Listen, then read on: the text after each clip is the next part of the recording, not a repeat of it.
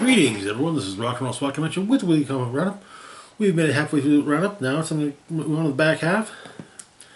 Kicking this off, we've got the Avengers Infinity Watch Annual. And despite what the cover says, the Avengers are not teaming up with Thanos. So, where we left off, the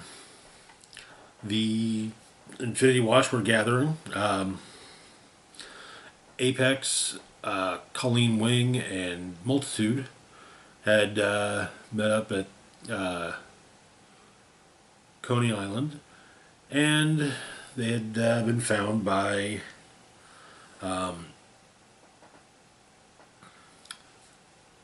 Overtime, Star, and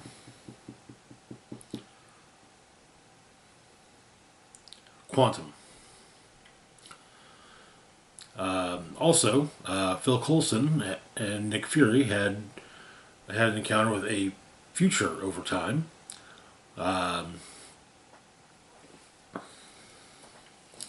Which, and well, they were headed to Coney Island as well. So the issue opens with Thanos, and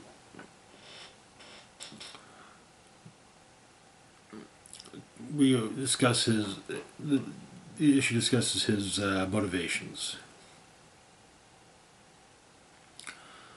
saying there are those who claim to know what drives him to spill the bloody spells. They think it's love. Yet his love for death led her to her imprisonment within a polished stone, which then fled from Thanos' possession. For Thanos' love is not a pure and beautiful thing. It is not love that drives him, nor is it hate, nor is it loneliness, or anger, or a lust for power. What drives Thanos the most is the knowledge that Thanos is right and everyone else is wrong. It is duty that drives him. Only he knows the volatility of the Infinity Stones. Only he knows that the best time to strike is before they can cohere. The universe is counting on him. And so, in the city, Thor and Captain Marvel go to Coney Island and discover that Phil Coulson's alive, finding Coulson and Nick Fury waiting on him. However, it seems that the rest of the Avengers are stuck in the Impossible City, trying to figure out how to teleport through a mystery force field around Manhattan Island.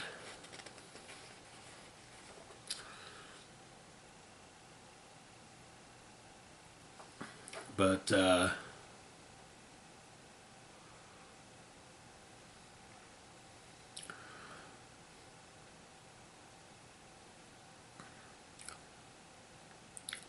Stone Bears are apparently gathering where our quartet of Avengers and Avengers adjacent characters have joined up, and Thanos is on his way as well. But and because of the fact that the gems are more powerful when nearby, or at least joined, Coulson says that he'll stay back. Fury states that looks like the Stone Bears are arguing.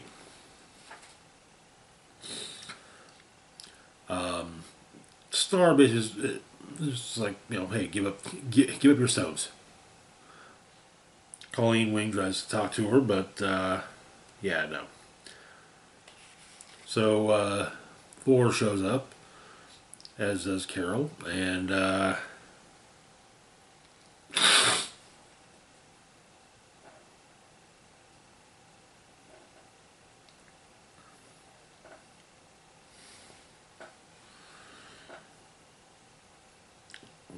Coulson is being drawn into the fight. Quantum, after Star gets punched by Carol Danvers, uh, Quantum basically puts her through a group of portals.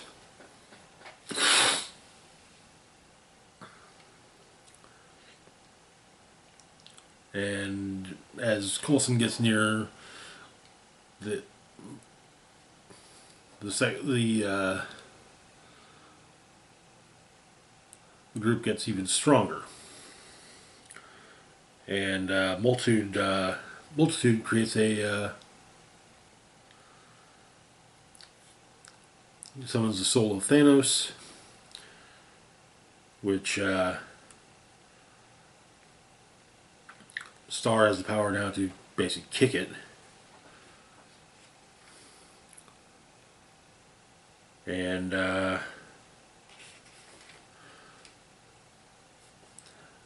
Thanos arrives.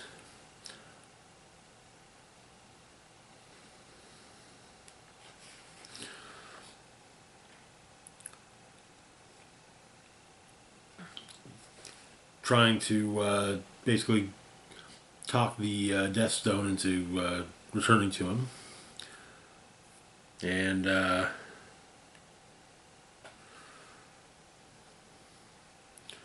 Quantum uses his portals to basically have Thanos shoot himself. However, Thanos manages to use the portal to punch or to hit Quantum.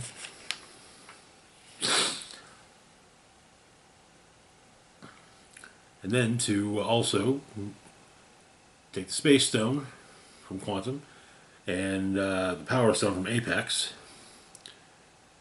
and seemingly also taking the Mind Stone. And Star is like, yeah, no, we ain't doing this.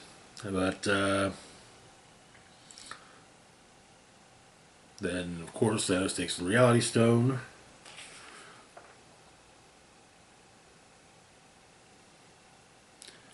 And the Mind Stone, or the Soul Stone.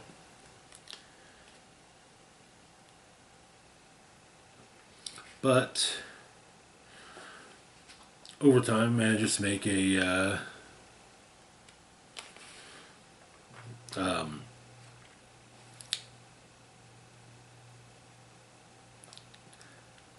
paradox, so that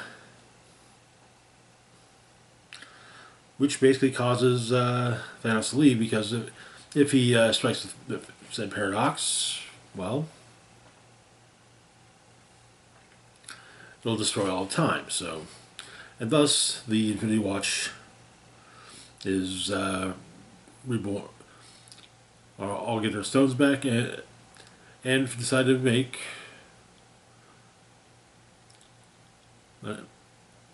make it official that they are the Infinity Watch. With Overtime saying that the universe better behave because the Infinity Watch is watching. And Coulson says that he'll keep an eye on them to basically reassure Carol and Nick.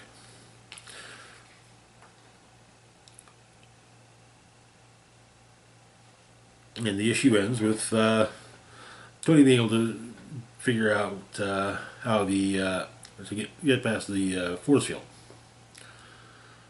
That's where this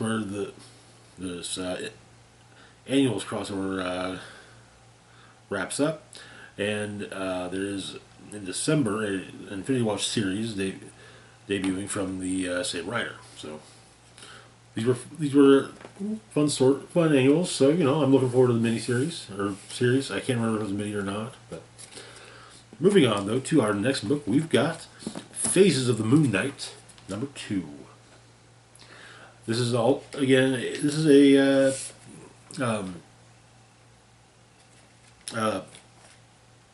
brain work. This is a miniseries. We get 2 stories in this one: Nighttime in the City, Night with a K, And eclipses? So Nighttime in the City takes place in, I don't want to say Moon Knight's early days, but back when Frenchie was still a regular sporting character. So Moon Knight is on the trail of a serial killer killing plastic surgeons.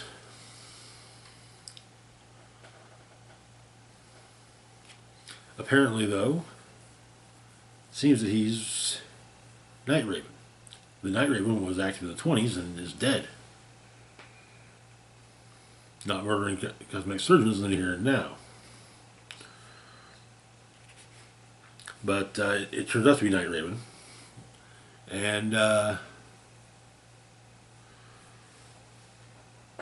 Raven tells a story. Apparently,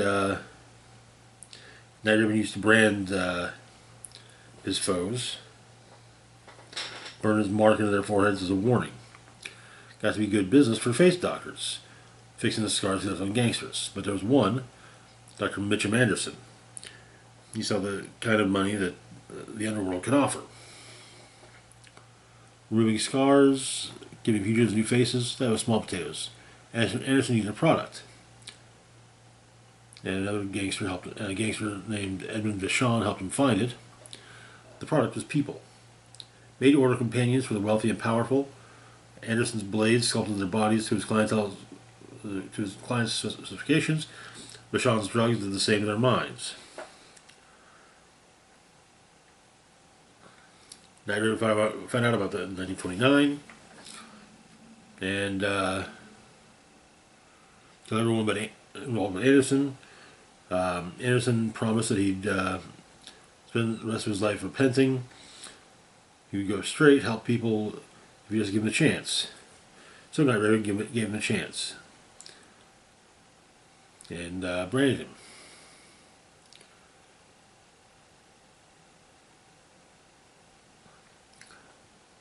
But he said he'd watch Anderson. But something happened to me. That happened to him. Night Raven got poisoned. Was himself for a long time. Anderson went back to work, brought in younger doctors as he got older. Doctors who brought in younger doctors as they got older. And for decades. Because Night Raven let Anderson live in 1929. Mitchum Anderson died in 1988, comfortably and peacefully and painlessly. 5 doctors continued the operation in the here and now. Night Raven's killed 4 of them. But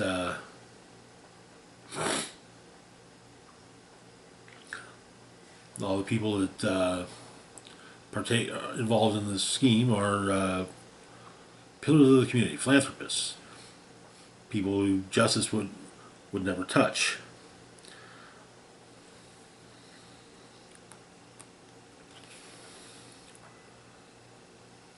And Moon Knight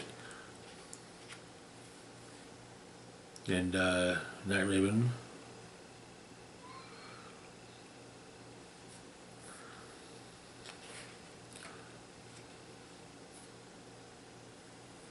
well, they don't team up, but Moon Knight opts to continue Night Raven's work.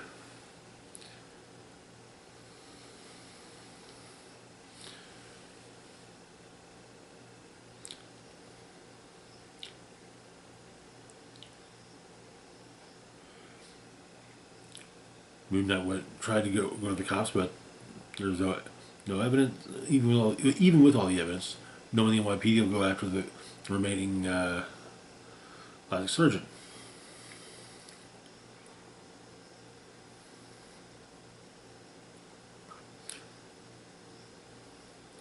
And well, that means likely to go back to the bad old days. With the wild dog days if need be. And that is where the story ends. Eclipses, the year is 2846. The sun is dying Earth with it. The moon is coming in, losing its orbit. There's a cult that's kind of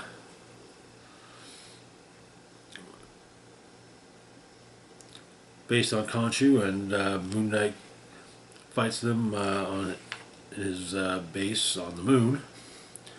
But all of them get just into space. Moon Knight dispatches the remaining cultists and is saved by Khonshu. Khonshu saying that he was reborn by the Forever Night, the one with no cycle, the one that lasts through the eternal darkness. It will sustain this particular Moon Knight for eternity, and Khonshu will carry him with him, for he is Khonshu's child, and one can never leave him. That is where the issue ends. Neat, good stories, especially the Declan Shalvey one. Eclipsis was definitely good, but both were quite good. So it's a note that Jed MacKay, current Moon Knight scribe, was the writer on the first one as well. So it does feel like a modern Moon Knight story in many ways. Moving on though to our last one for the moment, we've got Namor number 3. Where we left off, Namor was trying to avert a massive war in the sea, a massive undersea war that will likely lead to violence against remaining Atlanteans by the surface world. He's also been recollecting his past. The issue opens in the past with him basically by virtue of simply being there, stopping rebellion. However, he was told there was no surrender, and so young Namor smashes through the opposition. In the present, he's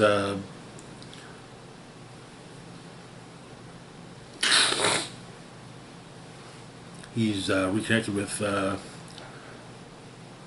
his childhood friend Kalani, who is one of the potential usurpers of the throne. She has accused him of humiliating Atuma and decimating his forces all by himself. But he's being held by the bonds of an octopus, and Kalani brings her forces to war and tells Namor the secret seas. Basically, the secret seas were there were people during the fall of Atlantis that were persecuted.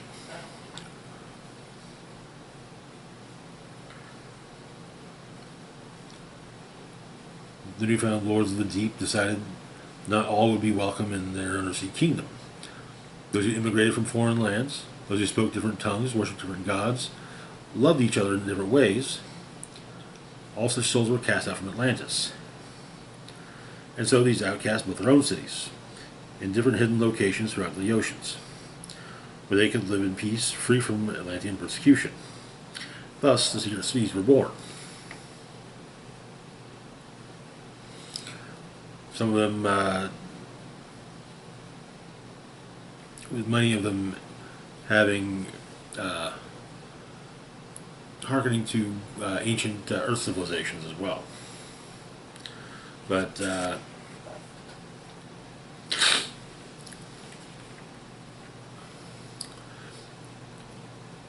In Namor's recollections, he spent time on a fishing trawler until his the crew of said trawler captured some Atlantean soldiers who had been looking for him. He had been as he had been away from the castle for months. The Atlanteans were killed, and so Namor avenged them upon the bodies with the bodies of the fishermen. While the Atlanteans received honorable burial, so to speak, the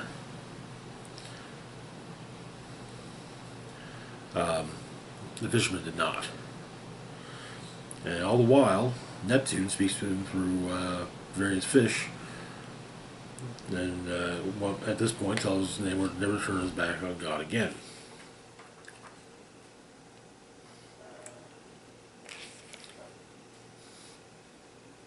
In the present, there's a, there's an ink block. There's a massive ink block, but Namor ends up having to take on and defeat the Seaweed Man, eventually killing him. Namor tries to once again to stop the war, saying that the war will be the death of them all.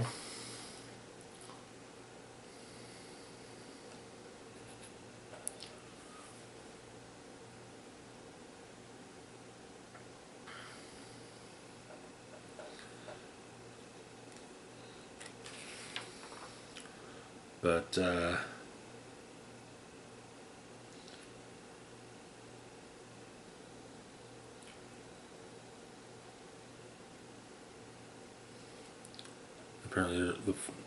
apparently, though, some of the opponents of Namor come from the Fallen King. The Elder comes from Namor. It's been 4 days, and well, the battleships of the surface world are itching to fight the Stingrays, trying to keep them at bay.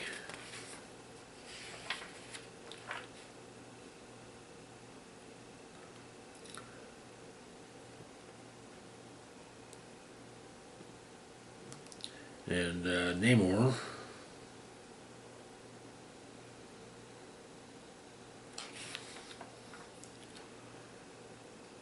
again begins to seek the fallen king, which may well have consumed him. And that is where the issue ends. Interesting issue.